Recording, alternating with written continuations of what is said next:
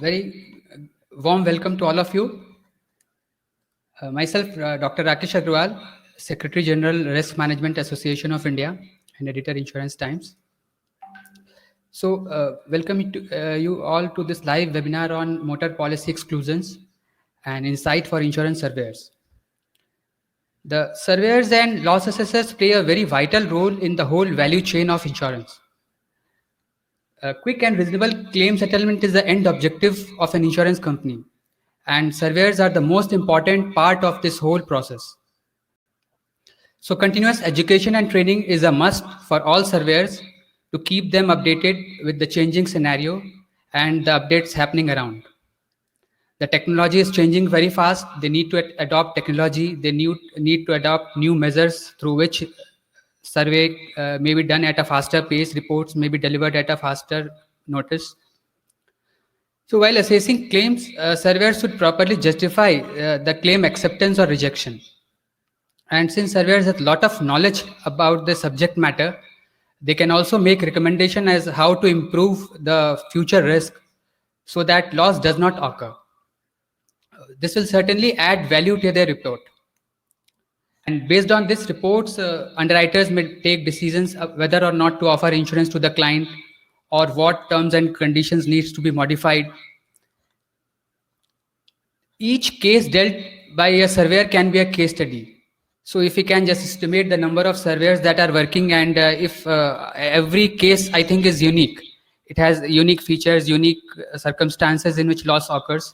So you are sitting on a huge base of new studies. So surveyors can play a very vital role in this whole risk management and risk assessment process.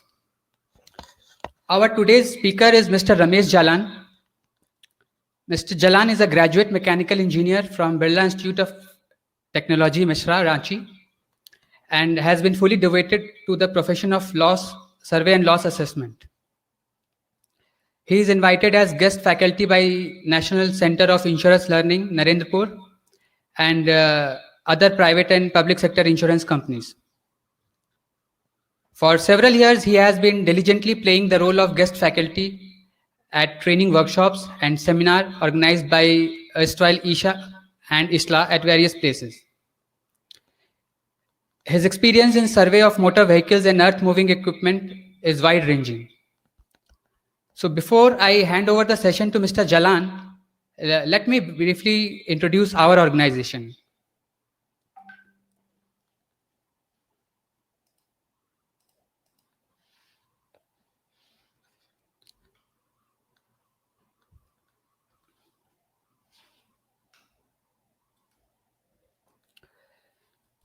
Risk Management Association is an NGO engaged in promotion of risk management discipline and culture in India. RMAI has taken this onerous responsibility to create a platform for risk professionals, insurance professionals, corporates to exchange news and resources relating to risk management and encourage research and development, provide certification to members, and provide various courses on risk management.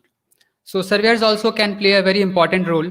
They can also contribute articles, and we can act as a platform for research and development.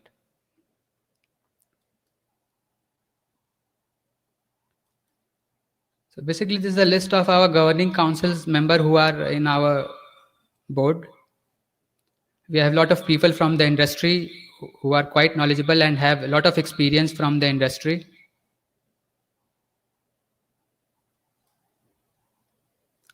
Again, we have a lot of experts from the industry who are expert in their individual field, which includes insurance, banking, general insurance, life insurance. We have branches in overseas countries also. We offer a lot of membership categories which anyone can take. And this is an important one. We have created a knowledge resource center at our portal, rmaindia.org. So there we give link of various risk management resources, link to international bodies, various videos related to risk management, then some sample risk management, risk inspection reports. We have tied up with several institutes for international certification. We organized this seminar last year in Mumbai. This was quite a good one. So again, this year we plan to organize, but maybe would be a little late due to COVID. We published this quarterly bulletin,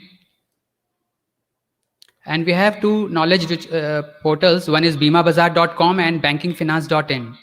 So here also we have lot of information related to insurance. So you can anytime log in and have the informations. So for any detail, you can visit our website rmaindia.org for the details. So now I'd like to hand over the session to Mr. Jalan.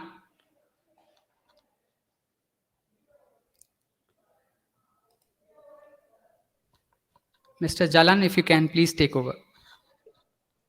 Thank you, Dr. Rakesh. Thank you very much. I'm indeed delighted to be face to face with almost 400 friends of ours.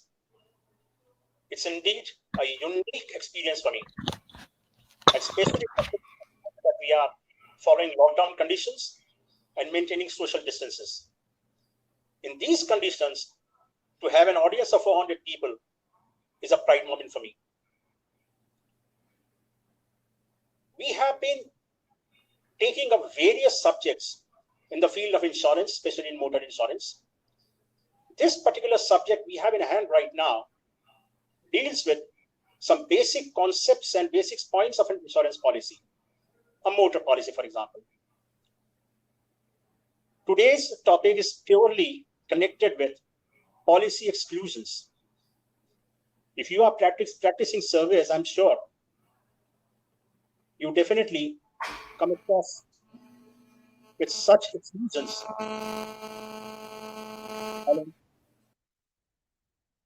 Hello? Yeah, we can hear you.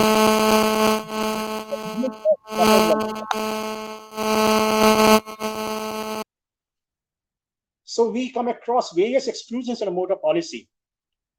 In the motor policy, there is no specific list in one place which gives you all the exclusions.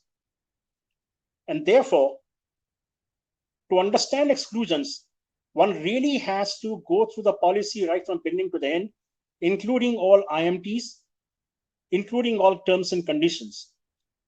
What I have tried to do is compile these in one place. You have a slide presentation in front of you.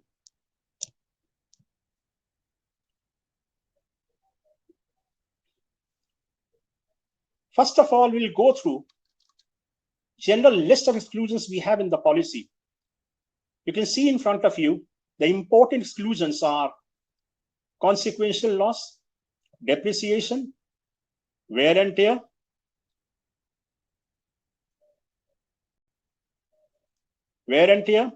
mechanical or electrical breakdown, failures or breakages, loss of or damages to accessories by burglary, housebreaking or theft, unless such insured vehicle is stolen at the same time, applying to commercial vehicle, damage caused by overloading or strain of the insured vehicle, again commercial vehicle. I'm just going through the points right now. We'll go into the details later. Continuing with that, pre-existing losses. There is a policy condition which says that notice shall be given in writing to the company immediately upon the occurrence of any accidental loss or damage in the event of any claim. It's quoted verbatim from the policy. Another quote from the policy is extension or aggravation of loss or damage. In the event of any accident or breakdown, the vehicle shall not be left unattended without proper precautions being taken to prevent further damage or loss. And if the vehicle be driven before the necessary repairs are effected, any extension of the damage or any further damage to the vehicle shall be entirely at the insured's own risk. Again, I'm repeating, these are the words straightforward from the policy itself. We'll go to the details. We'll dissect everything word by word. More exclusions, gross negligence and lack of care. Again, policy condition, the insured shall take all reasonable steps to safeguard the vehicle from loss or damage and to maintain it in efficient condition. And once again, another policy condition, limitations as to use. The policy covers use of the vehicle for any purpose other than hire or reward carriage of goods meant for private cars only, other than samples and personal luggage, organized racing, pacemaking, speed testing, reliability trials, any purpose in connection with motor trade. These are mainly for private cars. And then there are certain IMTs which decide the exclusions of the policy. And these are 21, 23, and 47. After going through the list available with us from the policy itself, we go into the detail of that to understand the nuances of each term, to understand the meaning of each term. Let's come to mechanical or electrical breakdown, failures or breakages. The general scenarios we come across from experience, of course, are fatigue, loss of life, inadequate or improper maintenance, operation of vehicle under adverse conditions, erosion, corrosion, or atmospheric effect, negligence or error while repairing vehicle, use of spurious or old parts.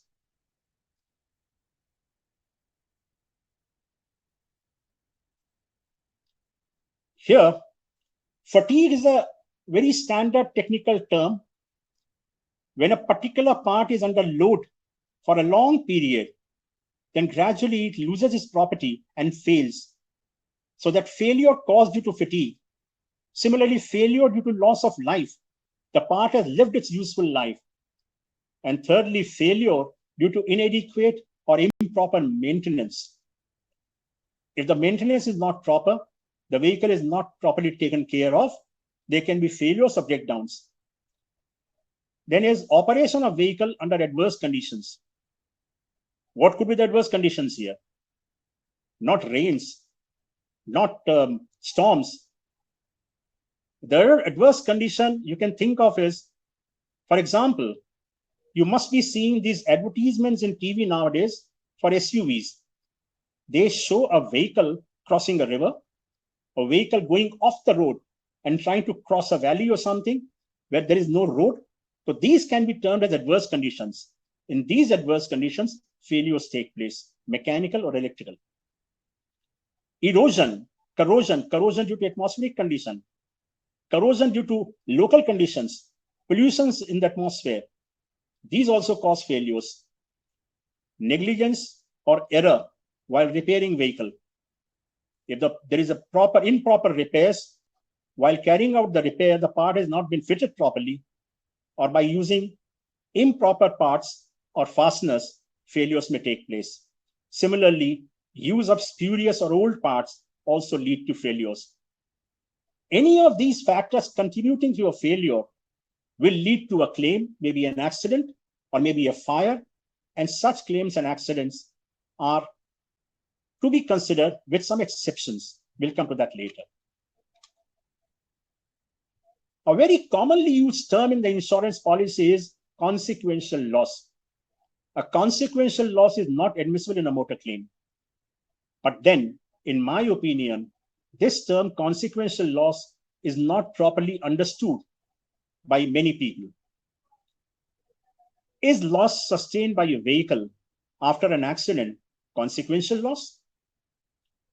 The vehicle has met with an accident, and because of that, some loss has taken place.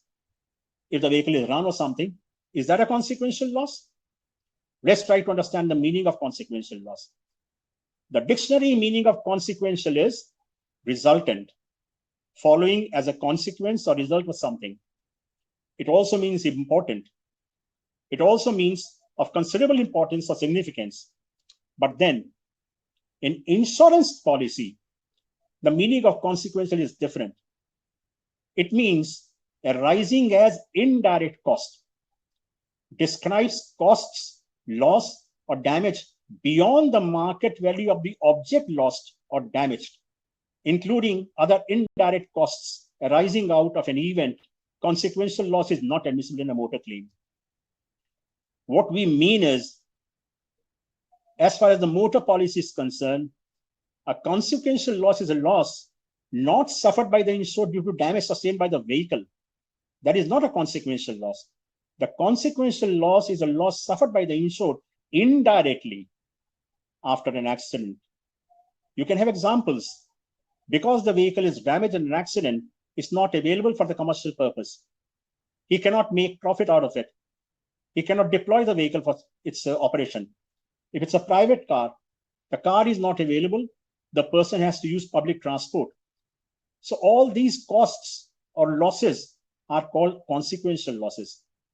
And these consequential losses are not covered by the insurance policy, motor insurance policy. Next is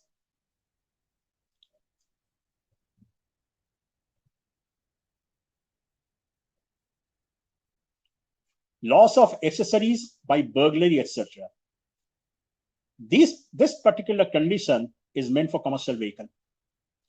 Loss of or damage to accessories by burglary, housebreaking, or theft, not admissible unless vehicle is stolen at the same time. Here, one has to understand the meaning of accessory. Accessory is one which can be added to something else to make it more useful, versatile, or attractive, or a subordinate or supplementary part, object, or the like, used mainly for convenience, attractiveness, safety, etc. A battery is not an accessory. A headlight is not an accessory. But then definitely, if you have fitted an audio system, if you have fitted fancy lights, fancy horns, these become accessory. And in a commercial vehicle, loss or damage to accessory by burglary or theft or housebreaking is admissible only if the vehicle is stolen and recovered without these parts. So this term of accessory and applicability of that term to commercial vehicle has to be understood in the right perspective. Extension or aggravation of loss or damage. Now, this is the difference between consequential loss and extension or aggravation of loss. We generally use the word consequential loss actually meaning extension of loss. If a loss is sustained due to use of vehicle after accidental damages, a loss or damage caused by a vehicle is left unattended without proper precautions being taken to prevent further damage or loss. But the main condition is the subsequent loss essentially should be attributable to damages of previous loss. Suppose you have a car. The car met with an accident, the door was damaged, or maybe the fender was damaged, and you continue using the car. The car has another collision in some other part of the car body. That cannot be termed an extension of loss. It is a second accident, not an extension of previous accident. So both the damages can be treated as two different accidents and as two claims. But suppose the car has sustained damages in its suspension. The car is still being driven. And then because of that damage, the car meets with further accident and further loss. But that is termed extension of loss. So this fine division between extension of loss or aggravation of loss and a second accident must be properly understood. And there is no doubt about it that if you can establish that a particular loss or particular damage is an extension of the previous damage or caused by the previous damage, then that damage is not admissible in a motor policy.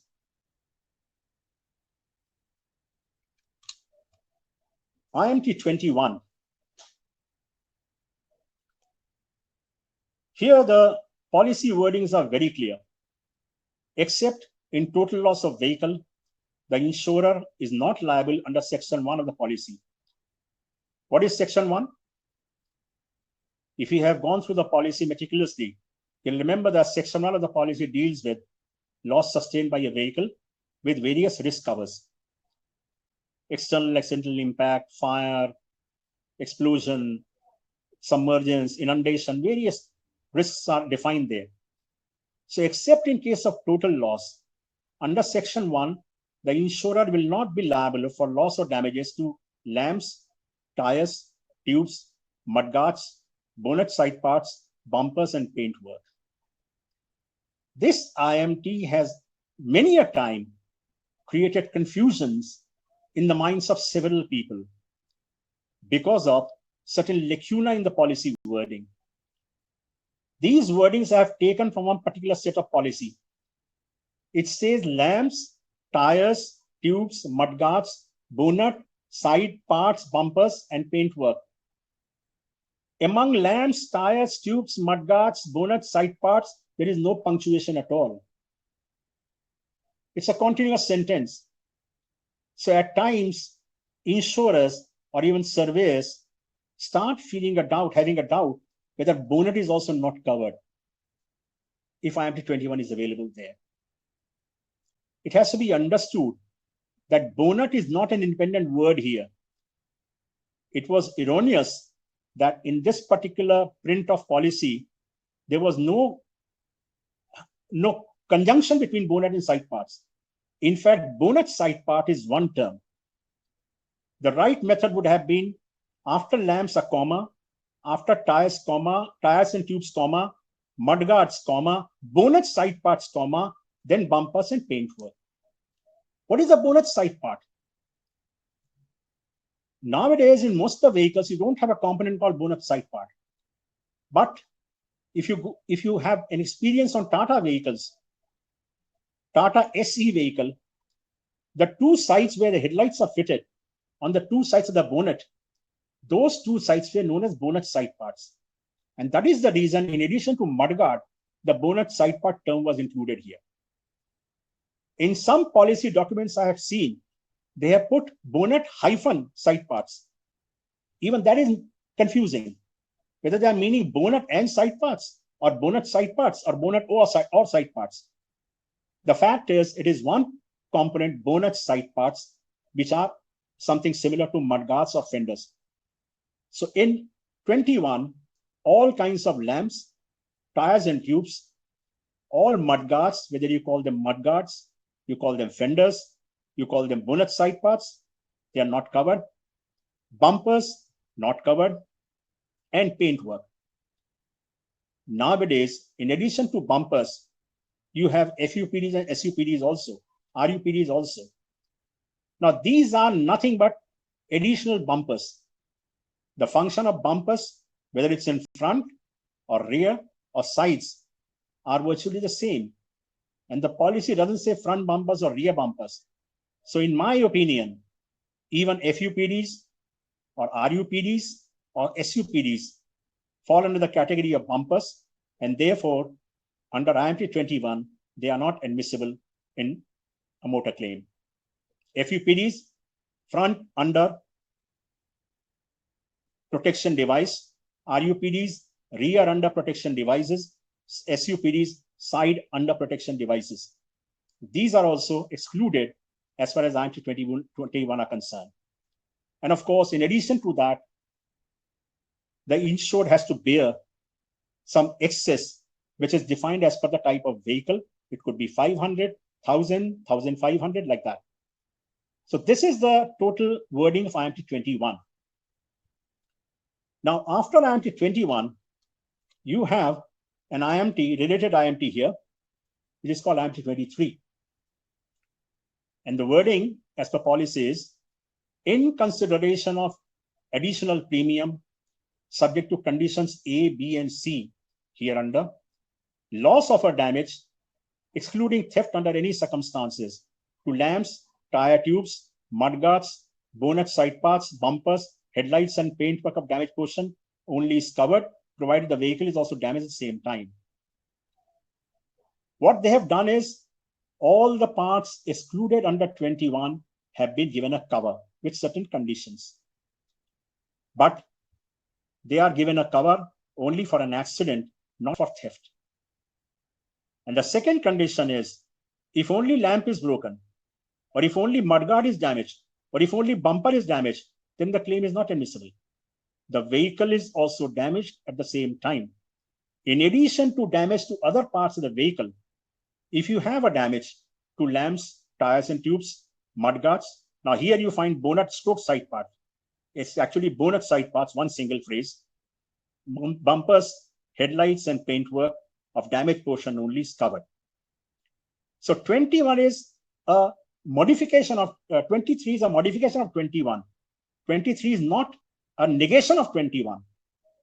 As far as the excess part of 21 is concerned, 500,000 or 1,500, that remains in force, but only it changes the treatment of these parts considered under 21 and make them admissible with certain conditions. Now let's try to understand the conditions. They are subjected to depreciation as per the schedule provided in section 1.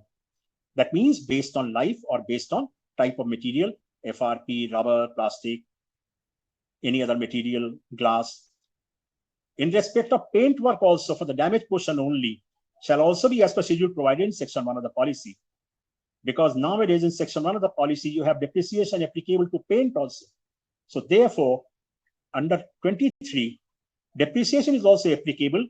Beyond that, further deduction is there. So if you have a claim which involves bumper, mudguard, plus your fender, headlight, first of all, you have to deduct the depreciation as applicable based on the material of construction, painting as applicable, which is generally 12.5%, and then whatever amount you get, 50% of that is acceptable in the claim or admissible in the claim. One thing which is not specified here, but which is implied, when you are talking about loss, it's not only cost of parts, it's also labor charges. So any labor charge related to any of these parts, either for replacement or repairs, also attract 50% deduction. I reiterate, this condition is not only for admission of parts or cost of parts, but also apply to labor charges, because the term used is assessed loss, not cost of parts. An assessment of loss includes cost of replacement of bumper, cost of replacement of fender or mudguard, or cost of repairing a fender or a mudguard, cost of replacement of headlight. So labor charges also will attract 50% deduction. There is no depreciation on labor charges. And the third condition IMT 23 says is no deductible other than those mentioned in A or B above shall be applicable. Sometimes people say that no deduction means that excess of 500,000 or 1,500 is not applicable. No, that's not right. No deductible other than those mentioned in A and B. Whatever is mentioned in A or B, nothing beyond this is required for IMT 23. But since IMT 23 is not negating 21, it's not overriding 21 in totality, so the compulsory excess provided in 21 will remain in force. So that will remain as it is, whether 500 or 1,000 or 1,500 or any your excess taken in addition to that compulsory excess.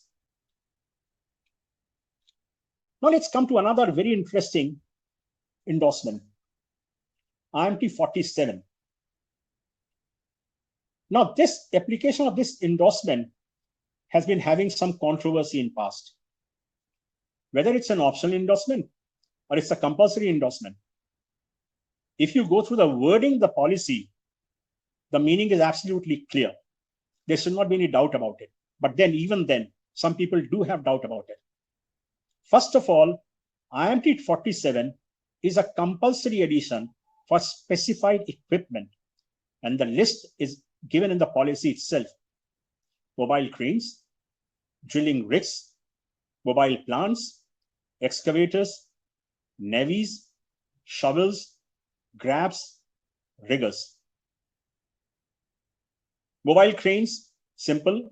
Drilling rigs, we don't come across very many in this part of the country. Possibly Assam people may have such equipment frequently coming for claims. Mobile plants, excavators, navies are something similar to shovels, mechanical shovels, grabs. It's an equipment used for grabbing equipment for shifting from one place to another, and riggers. Riggers are something which are used for braking a surface. So all these equipment which fall under the category of miscellaneous class of vehicles in a motor policy, they are tracked IMT 47. IMT 47 is compulsorily given there, but then with one rider. Plain IMT 47 says that insurer be under no liability under section 1 of the policy for loss or damage resulting from overturning arising out of the operation as a tool of which vehicle or of plant forming part of such vehicle or attached here thereto. A little bit of legal kind of a terminology, but the meaning is under this endorsement, any of these plants or machineries, when they are being used as an operational tool, that means they are being used for the purpose that machine is. For example, the crane is being used to lift something, and while lifting it overturns, or the excavator is being used for excavating earth in a colliery or in a quarry, and during that process it overturns. So any of these machines, if it overturns while it was being used as a tool of trade, operational tool, then the claim is not payable. We have had controversies in these also. I'll give an example of a recent experience I had. There is an item called mobile plants here. Now, mind you, the policy very specifically says that while being used as a tool of trade, the claim is not payable. I had a machine, very well-known machine. It's called transit mixer. You must have seen transit mixers rolling all around the places in various cities and various places. You have a big drum which keeps on rotating at a very slow speed. At the site where it is loaded, you load concrete or mixed concrete or concrete, stone chips and water, if required sand in the drum. You mix it thoroughly, then you take it to some other place. Now the controversy is related to a particular transit mixer which was moving from one place to another. And for some reason, it went out of control and overturned. It didn't have any additional premium paid. I'll explain that also in IMT 47 for admission of overturning loss. So initially, the insurance company said the claim should not be payable. Since overturning is not covered in case of mobile plants, the claim should not be payable. My take was that when the entire machine, the transit mixer, is moving from one place to another, it's not being used as a machine, it's not being used as an operational tool. It's merely being used as a transport vehicle. Their argument was the drum rotates. Yes. When there is material inside the drum rotates at a very slow speed. Then my take was the drum is rotating merely to ensure that, ensure that the mixture of concrete doesn't set, doesn't harden. It keeps on getting mixed. That is not as a plant operation. It's only a part of transportation operation. So it cannot be treated as overturning as a tool of trade or as an operational machine. We had a long discussion at various levels, even going up to the RM level and senior manager level. And I kept on insisting on this. Then they said, then why is it called a machine, a plant, mobile plant? I said, when the machine or the mixer, your transit mixer, is stationed at a particular site and you are pouring concrete in it, you're mixing concrete in it before transportation, at that point of time, it's being used as a tool of trade. And then second point I said was, when the machine is moving, although drum is rotating at a slow speed, there is no contribution of rotating drum as far as the overturning is concerned. Overturning is taking place mainly because of some other conditions, road conditions, driving conditions, or some failures. It has no relation with the drum rotating. After long discussion, the thing was accepted, the claim was paid. Then you have certain cases where the crane is moving with a particular piece of material from one spot to another. Again, it's in transportation, not being lifted. And if because of terrain or something, the crane overturns, the claim cannot be denied. It's not overturning while operating as a tool. And then here, in the second part of the condition is, except for loss or damage arising directly from fire, explosion, self-ignition, or lightning, or burglary, housekeeping, or theft. In these cases, that overturning as tool of trade does not apply. If there is a fire, machine overturns, there is no problem at all. The claim is admissible. And as I said, this particular condition is an integral part of the motor policy for the specified types of vehicles. But when additional premium is paid, claims arising out of overturning when being used as a tool of trade are admissible. The relevant clause of claim not admissible is then omitted. In underwriting, you'll find policies where IMT 47 is given even for other machines, or at times IMT 47 is given as claim not admissible despite additional premium being paid. So this particular point has to be sorted out, clarified by the insurer before any claim is admitted. Now, these are the general exceptions available in the policy, exclusions available in the policy. In addition to these, if you consider the risks being covered by a motor insurance policy, number of exclusions do arise. Their exclusion can be in totality or applicable to a particular part or an aggregate. Suppose a car catches fire and you are in a position to determine that where the fire originated. Maybe it's the wiring harness, maybe the battery itself, maybe the spillage of fuel from a particular component. Then we all know that the exclusion applies to the cause of loss. So that particular item is eliminated from the claim. Rest of the claim is payable. Another exclusion, which is a derived exclusion, not specified exclusion, is relating to external accidental impact. If you go through the risk covers being given in a motor policy in section 1, this item is a bit of controversial item. External accidental means unless the vehicle has an impact with an external object, the claim is not payable under this particular risk cover. At times you get claims where the external accidental impact part is not there, but the loss is very high, and the insured is not able to comprehend the meaning of external accidental claims, and the job of a surveyor becomes very tough. A common example is of a tipper. We come across several claims of a tipper where the tipper has overturned. And mind you, in case of tipper, 47 is not applicable. It's not in the list of equipment covered in IMT 47. You see the list on top? Tipper is not there.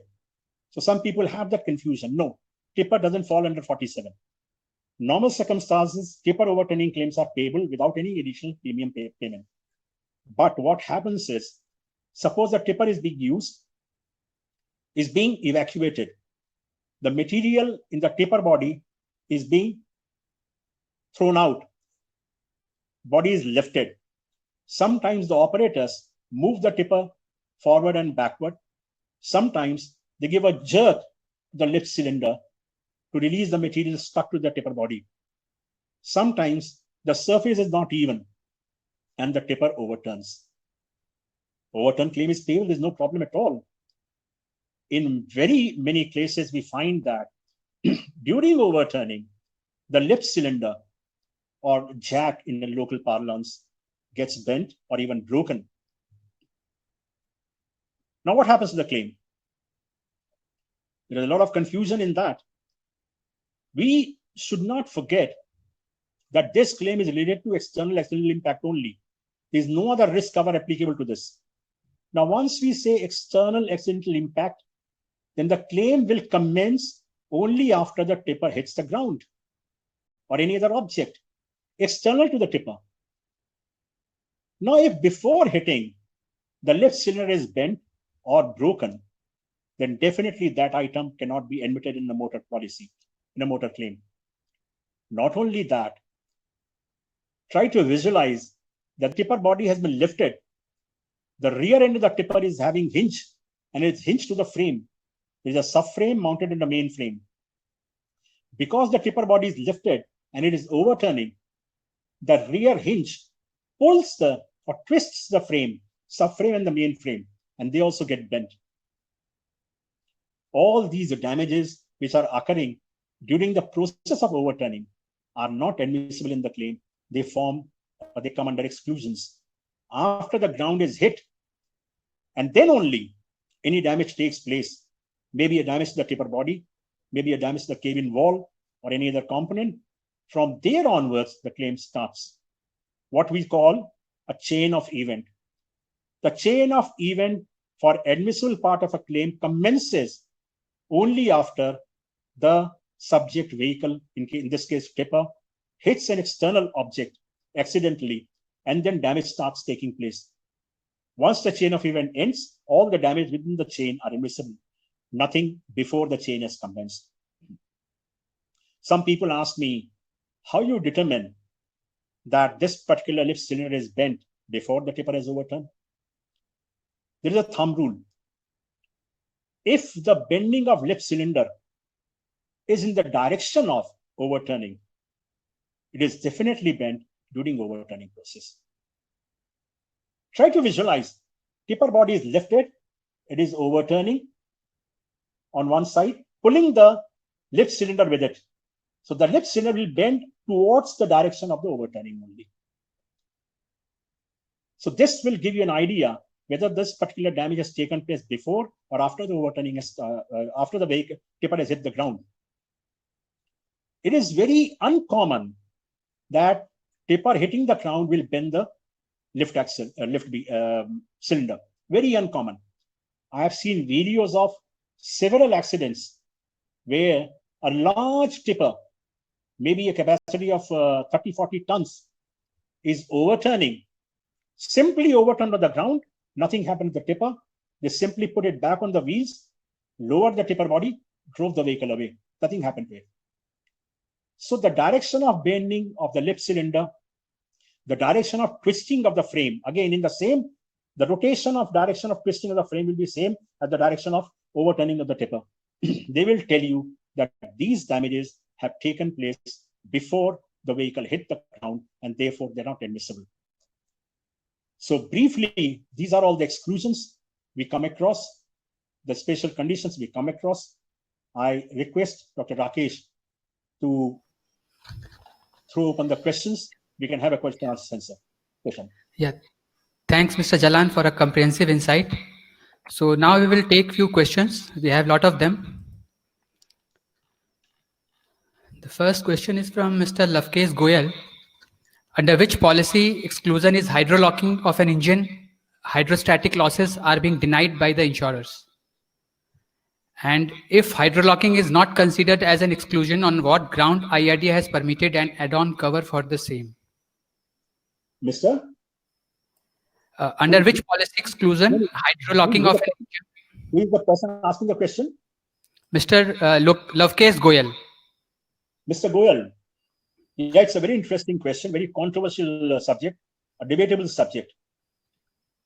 Before the add-on policies came, engine secure, etc., we had a standard method of treating hydrostatic locking cases. What is hydrostatic locking? In brief, it's merely entry of water into an engine cylinder crankcase above the piston head, which during compression stroke gets trapped above the piston, creates a buckling force on the connecting rod, which gets bent. It's as simple as that. Now, one has to understand, number one is, inundation is admissible in the claim in a standard policy. Hydrostatic locking generally takes place in inundation only. Inundation water can enter in the engine. The question being raised by the insurance companies used to be, why should one drive a car through an inundated road or street? The answer would be, generally the people would answer that he cannot abandon the car somewhere. He has to take the car away. And that's where the debate starts. At times it's said, the insured says, I had no way to find out how deep was the water at the place where the water was accumulated. I thought it was shallow water, I would go without any problem. At times the insurer says that you thought I cannot abandon the car, but after the hydrostatic locking took place, what did you do? You had to abandon the car. You had to leave the car there and go and seek help. So all these debates have always been there, and mostly hydrostatic locking cases were been denied on these grounds only, that insured has not taken proper care. Only yesterday, I was going through your ombudsman judgment on this issue only. Someone posted in WhatsApp or somewhere. And the judgment was that insured acted prudently. He wanted to prevent further loss of the vehicle. He therefore tried to start. There was a case of starting in this case. He tried to start the car, and therefore hydrostatic locking took place. The claim has to be paid. He has acted prudently. In brief, that's a judgment. Now the insurance company has to accept it. The problem is the perception of an insurer, perception of an insured or a surveyor or a legal body are different. So judgments are different. Possibly for this reason only, IRDA accepted the add-on of Engine Secure. That if you have Engine Secure and pay extra premium, all these doubts are gone. Hydrostatic locking claim, money, you will get the claim. So this was the background of the whole thing. Yeah. So next question is from Mr. Pramod. Whether spare wheel is accessory or standard part?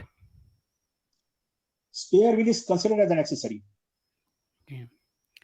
And next question from Mr. Shankar Singh. Can a sound system originally fitted in the commercial vehicle may be considered as accessories? No, not at all. Basic concept is anything coming with the vehicle from the manufacturer is not accessory. Okay. Next is from Ms. Swaran Sarma, Mr. Maybe. Is theft only of batteries is payable under commercial policy? Yes, it is definitely payable. Mr. Sharma, battery is not an accessory. It comes fitted to the vehicle, not something added on by the insurer or the owner of the vehicle. Okay. We have another question from Mr. Sanjay Kumar. What about the losses sustained during lifting of vehicle? Now, here again, there is a gray area or debatable area.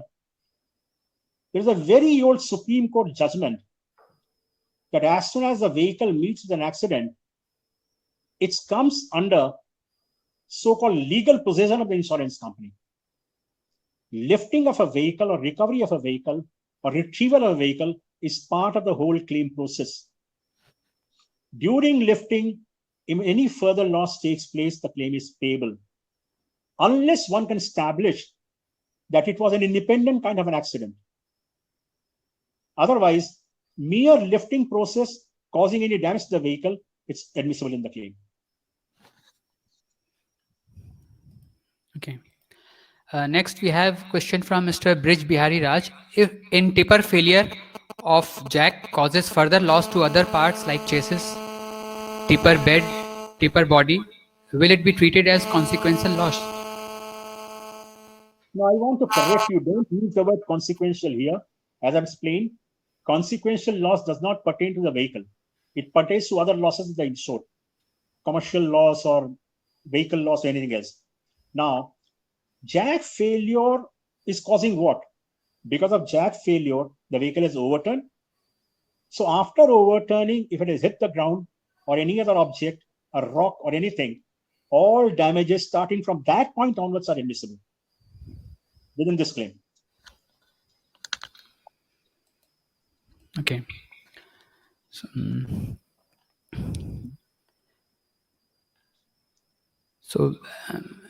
Mr. Raj has again asked, will IMT 47 apply in commercial vehicle policy if it is issued to mobile plant crane?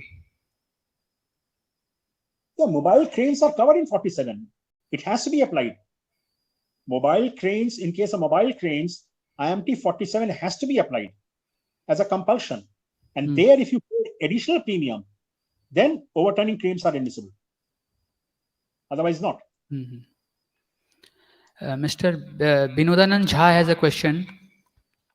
In case of aggravated loss in an accident where the road robbers had put a boulders on the road to block vehicle for road robbery, and insured moving his car ramped over the boulder and crosses over, what would you call it? External accidental impact. Okay.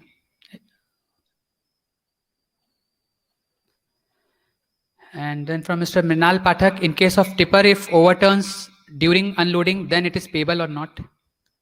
Yeah, because on tipper, IMT 47 is not applied. In front of you, you have the screen. It has mobile cranes, drilling rigs, mobile plants, excavators, navies, shovels, grabs, and diggers. Tipper is not there. So in case of tipper, IMT 47 is not applicable. So any overturning claim of tipper are payable. Okay. Next. Mr. Biman Banerjee, if the ground level is uneven and tipper capsized during lifting materials, then what would be the status of the claim? Please come again. Yeah, if the ground level is uneven and tipper capsized during lifting materials, then what would be the status of the claim?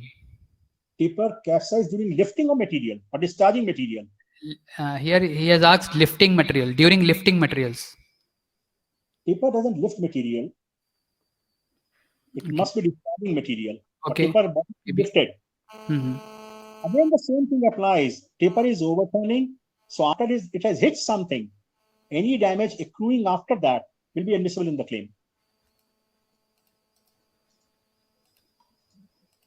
Okay. Next, cracking. Mr. Mahabir has asked this one. Cracking of chassis without any damage to vehicle is payable or not? I think the answer lies within the question itself, Mr. Mahabir. You have said without any accident. So unless you have an accident, how can you have a claim in motor policy?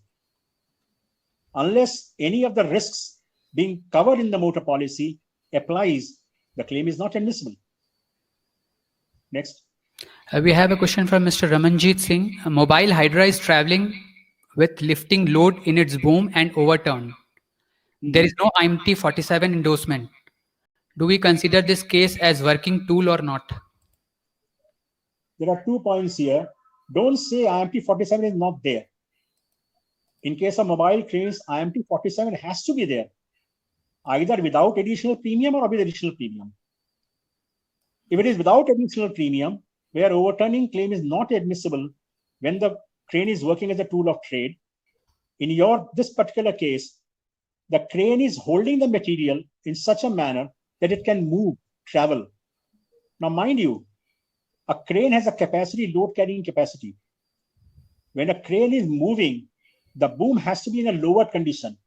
It cannot be on top condition, straight forward, vertical condition. When the boom is in a very inclined position, its load carrying capacity decreases drastically. There is a chart available with every crane that what is the capacity of the crane in this particular position of the boom.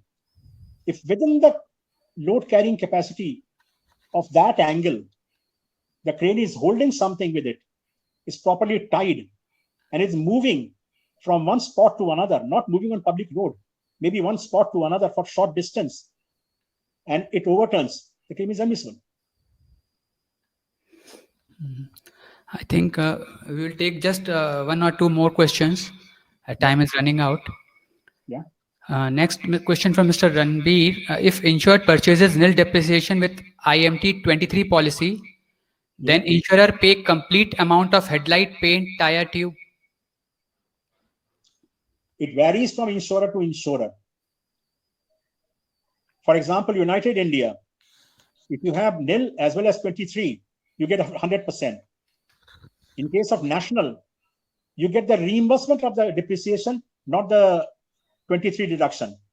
So you have to consult the policy document or add-on document of the particular insurer and then take a call. It is not standard for every insurer.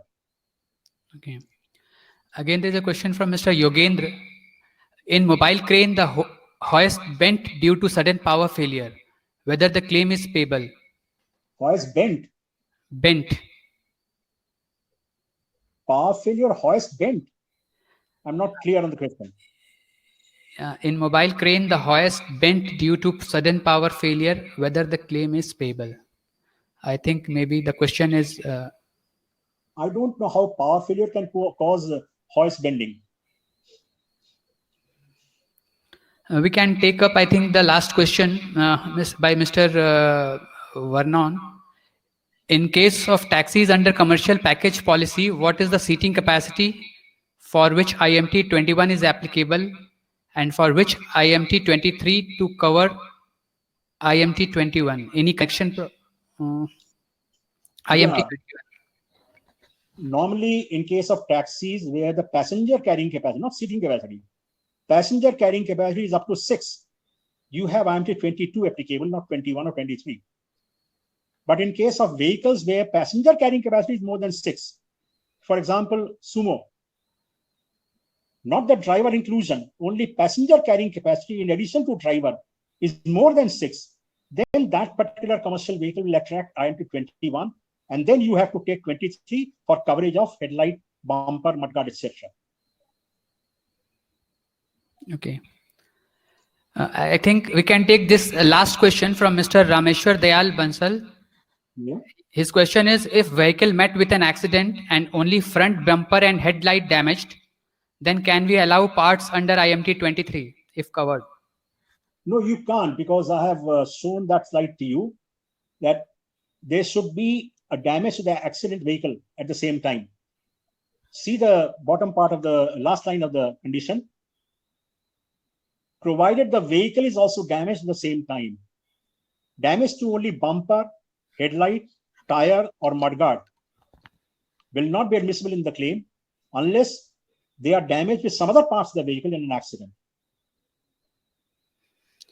So I think we come to the close of the session. Thank you, Mr. Jalan, for wonderful insights and taking so many questions and agreeing for this webinar in such a short time within a day. Yeah. And special thanks to all the participants who attended in a short notice. There were some maybe connection problems to some of the attendees, but this is the nothing can be done in this lockdown. You have this connectivity problem. Everyone is using internet, but still you will be getting a replay video of this session in your mail ID maybe after a day, so you can go through it, and there I think you will have an uninterrupted video. So thanks again, everyone. And we will be back again with some other program, maybe in very near future. So thanks, Mr. Jalan, and thanks everyone. Stay safe, take care of yourself and your family. And everyone, please do take care of your family. Thank you. Thanks, everyone.